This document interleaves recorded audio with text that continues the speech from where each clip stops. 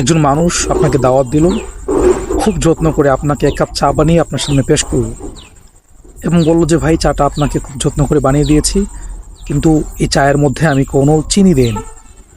এখন আপনি চায়ের কাপটা হাতে নিয়ে চাটা খুব নাড়ছেন, চামচ দিয়ে নাড়ছেন। আচ্ছা, এই চাটা কি মিষ্টি হবে? হবে না। আমরা সকলেই জানি এটা মিষ্টি হওয়া সম্ভব না। কেন? কারণ চা যিনি বানিয়েছেন তিনি নিজে বলছেন যে আমি চায়ের মধ্যে চিনি দিই। তাহলে আমি সারাদিন সেখানে চামচ দিয়ে নাড়লেও সেখানে মিষ্টি হবে না, এটাই স্বাভাবিক। দেখেন, পৃথিবীর মধ্যে আমরা সকলেই কিন্তু একটু কমন জিনিস খুঁজি এবং তালাশ করি। সেটা হচ্ছে শান্তি, সেটা হচ্ছে সাকসেস, সফলতা। এবং সেই সফলতা তালাশ করার জন্য আমরা নানাভাবে চেষ্টা ফিকির করি। টাকা পয়সা হলে আমরা নিজেকে সফল মনে করি, গাড়ি বাড়ি হলে নিজেকে সফল মনে করি, সন্তান ভালো শিক্ষিত হলে নিজেকে সফল মনে করি, অথবা আমার সিকিউরিটি হলে, আমার দুনিয়াতে ভালো একটা সম্মান ইজ্জত হলে নিজেকে আমরা সফল মনে করছি যে আমার জীবন সাকসেস, আমার জীবন সফল।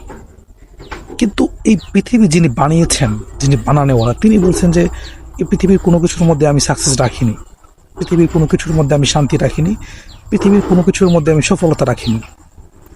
যিনি নিজে পৃথিবী বানিয়েছেন তিনি বলছেন এটার মধ্যে আমি শান্তি সফলতা রাখিনি। আর আমি যখন বারবার এটার পিছনেই শান্তি তালাশ করছি, তাহলে আমার তো সেই ওই যে চা যিনি নাড়ছেন সেই বোকার মতো করতে হবে। আসলে পৃথিবীর সফলতা এবং শান্তি কখনো টাকা পয়সা, ইজ্জত সম্মান এবং প্রভাব প্রতিপত্তি এবং নিজের একটা ভালো অবস্থান হওয়া, এটার মধ্যে কখনো পৃথিবীর নিজের সফলতা এটা হতেই পারে না। সফলতা এটা একমাত্র আল্লাহ তাআলার হাতে রয়েছে। এটা তো একমাত্র আল্লাহ তাআলার কবজার মধ্যে রয়েছে, আল্লাহ তাআলার কুদরতি হাতে। এবং এটার সংবাদ আল্লাহ তাআলা আম্বিয়া নবীদের মাধ্যমে পৃথিবীর মানুষের কাছে জানিয়ে দিয়েছেন।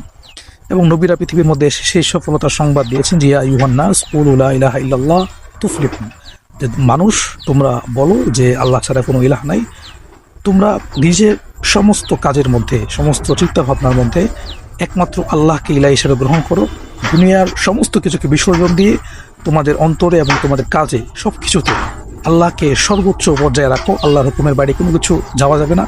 এবং মুহাম্মদুর রাসূলুল্লাহ এবং মুহাম্মদ সাল্লাল্লাহু আলাইহি ওয়াসাল্লামকে তোমার প্রতিটি কাজে সেখানে ওনাকে আদর্শ মানো। তাহলেই তোমার জীবন ইয়া আইয়ুহান নাস কুলু লা ইলাহা ইল্লাল্লাহ তুফলিহুন, তাহলেই তুমি সফল হয়ে যাবে।